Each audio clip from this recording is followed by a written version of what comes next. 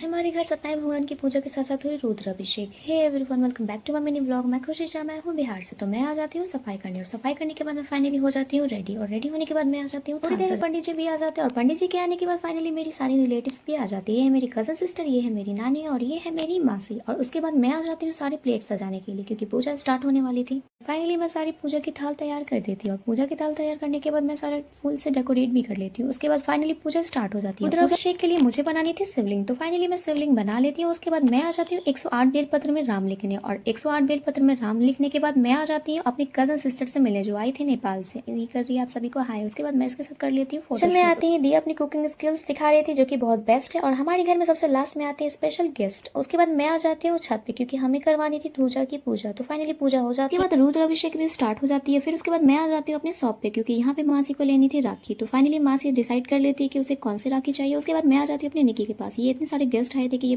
थोड़ी सी डर रही थी। और फाइनली रुद्राभिषेक हो जाती है। उसके बाद हम लोग को करनी थी हवन, तो फाइनली हम लोग हवन भी कर लेते हैं। फिर उसके बाद स्टार्ट होने वाली थी आरती, तो फाइनली हम लोग सभी आरती, और आरती करने के बाद फाइनली पूजा कंप्लीट हो जाती है। तो उसके बाद हम लोग ये प्रसाद खा के अपना व्रत तोड़ लेते हैं। उसके बाद मैं मिलती हूँ अपने नेक्स्ट मिनी व्लॉग में।